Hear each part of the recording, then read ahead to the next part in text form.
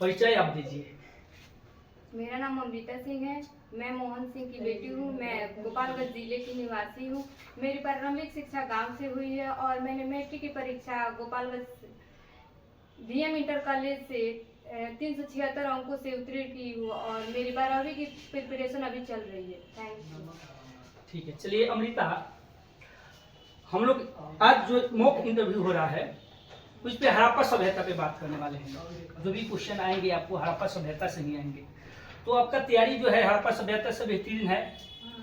तो हम जानना चाहेंगे हड़प्पा सभ्यता का कुछ ठोस आप परिचय दीजिए, शॉर्ट में परिचय दीजिए, जिससे पता चले कि सब हड़प्पा सभ्यता से रिलेटेड है।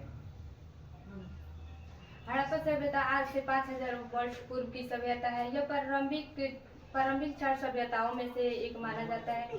यह हड़प्पा पंजाब के मातृभूमि जिले में स्थित है। सबसे पहले दयाराम साहनी ने हड़प्पा नगर का उत्खनन करवाया था 1921 ईस्वी में, इसलिए इसे हड़प्पा सभ्यता के नाम से जाना जाता है। हड़प्पा रावी नदी के किनारे स्थित है।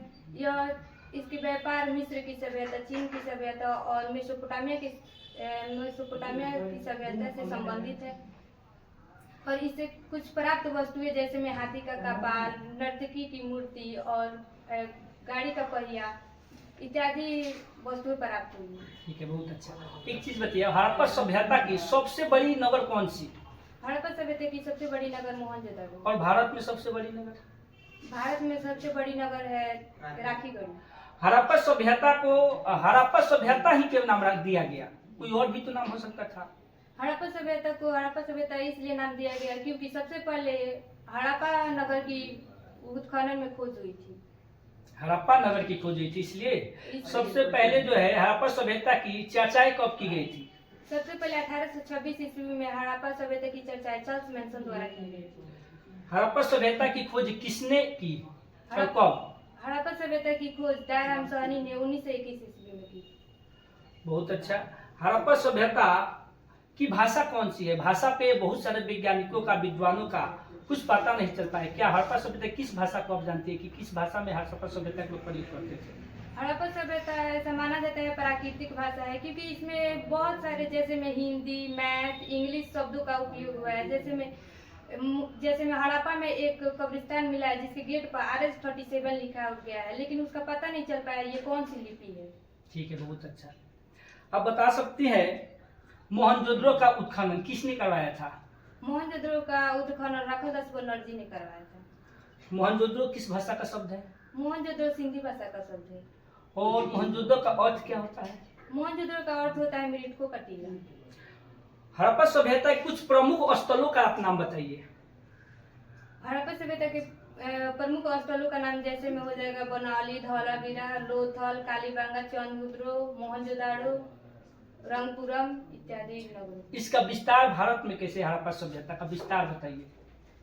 हड़प्पा सभ्यता का विस्तार उत्तर में जैसे जम्मू कश्मीर मांडा तक फैली हुई है और दक्षिण में महाराष्ट्र में दामाबाद तक और पूर्व में उत्तर प्रदेश आलमगीर मेरठ जिला में और पश्चिम में सुटका गेंडोर बलूचिस्तान तक फैली हुई है। ठीक है, बहुत अच्छा। और 14 कार्बन 14 विधि यानी C14 विधि आपको पता है? हाँ। बताइए, फिर इसको विस्तार कीजिए। किसी भी जीव में कार्बन 12 और कार्बन 14 मौजूद होता है। मृत्यु की अवस्था में कार्बन 12 स्थिर रहता है और कार्बन 14 जो होता है वो घटते रहता है। इसी के माध्यम से पुरातत्व पता लगाते हैं कि वस्तु कितना दिन पुराना है। जितना अगर कार्बन 14 कम होगा जिस वस्तु में, वो वस्तु उतना ही प्राचीन माना जाता है। ठीक है, बहुत अच्छा, वेरी गुड। बताइए अमृता, हड़प्पा सभ्यता में बहुत सारे धातु पाए गए थे। कौन कौन से धातु पाए गए थे? किस धातु का ज्ञान लोगों का नहीं था? हड़प्पा सभ्यता में जैसे सोना, चांदी, पीतल, शीशा, तांबा ये सब का ज्ञान था और लोहा का ज्ञान नहीं था हड़प्पा वासियों को। लोहा उस समय उपलब्ध था कि नहीं था? लोहा उस समय उपलब्ध था लेकिन उन्हें ज्ञान नहीं था। लोहा का ज्ञान उनको उस समय नहीं था। हड़प्पा सभ्यता किस युग की सभ्यता मानी जाती है? हड़प्पा सभ्यता कांस्य युग की सभ्यता मानी। कांस्य युग सभ्यता कांस्य युग सभ्यता क्यों? क्योंकि उस समय कांस्य का खोज हुआ था और कांस्य से भी बहुत सारी वस्तुएं बनाई गई थी जो अभी प्राप्त हुई। ठीक। हड़प्पा सभ्यता को और किन किन नामों से हम लोग जान सकते हैं? हड़प्पा सभ्यता को जैसे सिंधु सभ्यता, कांस्ययुगीन सभ्यता, कांस्य सभ्यता के नाम से जानते हैं। बहुत अच्छा। हड़प्पा सभ्यता जो है, इसमें क्या अर्थव्यवस्था कैसा था लोगों का? आर्थिक व्यवस्थाएं जो थे किस टाइप के थे? आर्थिक व्यवस्था जैसे मतलब न्यायपालिका थी, न्यायपालिका के द्वारा वो काम होता था। और व्यवस्थाएं लोगों के लिए व्यवस्थाएं लोगों को रहने के, नहाने के, खाने पीने के या कृषि संबंधित? हाँ, हड़प्पा सभ्यता के लोग वो व्यापार करते थे और खेती भी करते थे। खेती के साथ साथ पशुपालन जैसे भेड़ बकरी का खेती, ये पशुपालन करते थे। ठीक है। सिंधु सभ्यता का एक स्थल मृतकों के टीला के नाम से जाना जाता है, कौन सा स्थल है? वो स्थल मोहनजोदड़ो। मोहनजोदड़ो को कहा जाता है। ठीक है, बहुत अच्छा। और हाथी के कपाल का साक्ष्य मिला हुआ था, वो मोहनजोदड़ो से मिला हुआ था। जौ के फसल के साक्ष्य मिला था, वो हड़प्पा से मिला था। मिट्टी के बर्तन के साक्ष्य कहाँ से मिला था? वो मोहनजोदड़ो से मिला। हड़प्पा सभ्यता में बहुत श्रृंगार प्रधान वस्तुएं मिले थे, जैसे कान की बाली, चूड़िया, ये सब कहाँ से मिले थे? ये चंद्रदुर्ग से मिला। चंद्रदुर्ग से मिला था। अब बताइए, हड़प्पा सभ्यता जो है, हड़प्पा सभ्यता का विस्तार अलग अलग क्षेत्रों में किया गया है, ठीक है? तो इसका प्रमुख क्षेत्र में किन किन का नाम लिया जाता है? जैसे में राजस्थान में कालीबंगा और महाराष्ट्र में दामाबाद, उत्तर प्रदेश में आलमगीरपुर और पंजाब में है ये पंजाब का, हरियाणा में है राखीगढ़ी और बनावली और सिंध पाकिस्तान में है मोहनजोदड़ो, चंद्रदुर्ग। ठीक है, बहुत अच्छा। और हड़प्पा सभ्यता में जितने लोग थे उस समय फसल, सबसे पहले फसल कौन सा हुआ था? सबसे पहले जौ की खेती हुई। कब की गई थी, कुछ है पता?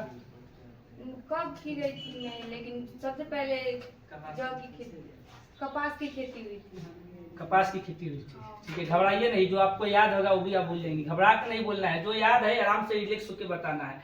और धार्मिक व्यवस्थाएं कैसी थी उस समय, लोग किनको मानते थे, किनकी पूजा करते थे हड़प्पा सभ्यता के लोग? हड़प्पा सभ्यता के लोग मतलब माना जाता है कि मात्रात्मक था। वहाँ पे माताओं की पूजा होती थी, जैसे दुर्गा काली चंडी की होती थी। और वहाँ पे एक मुहरे प्राप्त हुई थी जिसे पशुपतिशील नाम दिया गया, उसकी भी पूजा होती थी। पशुपतिशील यानी महादेव की पूजा? हाँ, महादेव। ठीक है। किस टाइप की मुहर जो प्राप्त हुई थी, किस वस्तु की बनी थी? वो शेखर खड़ी की बनी हुई। लकड़ी की बनी हुई थी। चलिए, बहुत अच्छा। और हड़प्पा सभ्यता में आपको विशाल स्नान घर प्राप्त हुआ था, किस स्थल से? मोहनजोदड़ो से प्राप्त हुआ। मोहनजोदड़ो से। और अन्नागार कहाँ से प्राप्त हुआ था? वो भी मोहनजोदड़ो से प्राप्त हुआ। चलिए, बहुत अच्छा।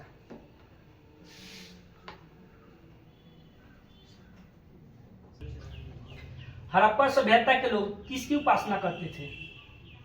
हड़प्पा सभ्यता ये पशुपति की उपासना करते थे। मुहर लोग का किस चीज के बनी हुई थी? शेखर खड़ी की बनी हुई। शेखर खड़ी की बनी हुई थी। ठीक है। लोथल किस नदी के किनारे स्थित है? लोथल भोगवा नदी के किनारे। और हड़प्पा?